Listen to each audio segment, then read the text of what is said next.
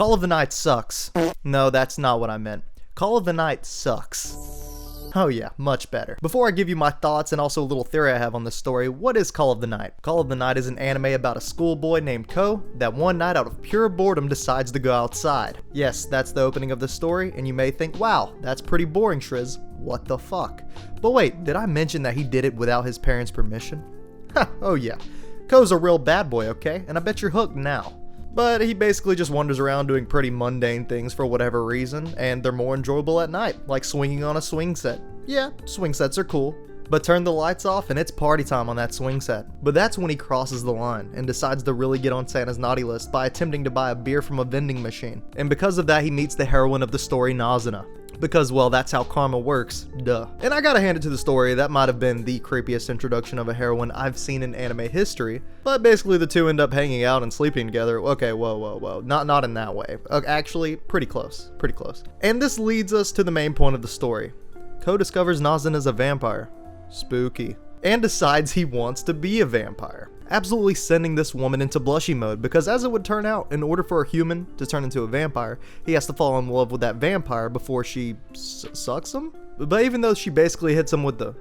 What the fuck did you just say to me? She agrees to let him try and fall in love with her because apparently his blood hits harder than a McDonald's Sprite on a Friday night. But he doesn't understand love, and by the looks of it, emotions for that matter, so this might take a while, and that's the premise of the story. And this leads us to the elephant in the room. One that I have to bring up, and one that you're probably aware of if you've been on Twitter or decided to look up reviews on this anime before watching it. Ko, this guy, is a 14-year-old human middle schooler. Nazuna, this girl, is supposedly a 40-year-old vampire woman. Yeah, I think you see where this is going. And honestly, I'm not going to spend too much time on this point for the review's sake, but since there's a conversation about it, I'll go ahead and give you my thoughts. First, it's an anime. Does that immediately make it okay? No, not at all. And I'm gonna be honest, there's some animes that I've heard of that I wouldn't want to watch or touch with a 10-foot pole. And some of you may have ideas of what I'm talking about. But this anime isn't one of them. And it is fiction, and the circumstances matter. Obviously, it isn't meant to portray like a one-to-one version of the real world because, well, the first thing is vampires aren't real either. And then for whatever reason, our protagonist Ko seems to have the sensibility and thought processes of a middle-aged monk. But really, to keep it short, it feels like the creator just kind of pulled ages out of his butt, and it doesn't have as much real bearing on the story or in this universe if you actually watched it, but that's my opinion. Figured I'd at least have to say something about it. Now, if you still find it strange, it is what it is, but that's my opinion, capiche? Alright, that's enough of that. So with their new complicated text messages at night saying you up type of arrangement going on, we were given some scenes that were more mesmerizing than any genjutsu in Naruto history. And I will get to some of the specifics in a little bit, but let's take a second to admire the color and the artwork here.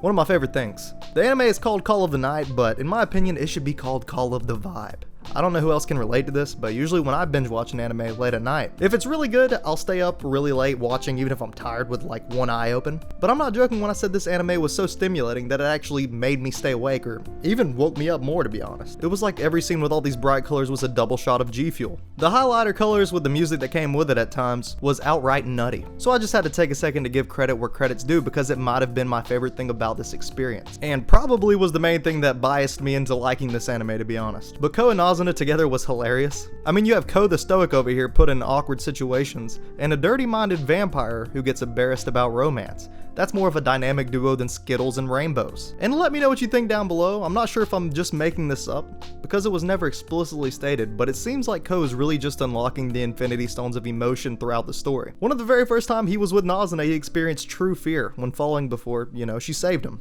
Which surprisingly didn't end with him getting soaked pants, because it definitely would have for me. So boom, fear. And then there was the pool party with the dudes that, now that I'm thinking about it, for whatever reason, were both trying to hit up Nazuna at the same time. I mean, they are either really close or they are really close, if you catch my drift. Good for them. Anyways, when they were trying to hit her up, he acknowledged himself that he didn't know why, but he was actually getting kind of mad about it. In other words, he was getting jealous. And with him having this internal dialogue, it kind of means that he probably never really experienced this before. So even though the story is very clearly about Ko trying to fall in love with Nazuna, I'd actually say the story is really about an emotional emotionless guy with a gray life, learning all the different emotions that are possible through experiences, eventually leading up to learning love. And no, I don't have a crystal ball, I'm not the author or anything like that, but that's just what it seems to me. But on the flip side, there are things that aren't what they seem. Yeah, this one caught me by surprise. So here's a gold star for this anime trap. Hatsune had a hell of a reveal that almost made me spit out my drink. And we also got to give Hatsune a little bit more credit too. He gave us a chance to find out that Ko is a certified man of culture.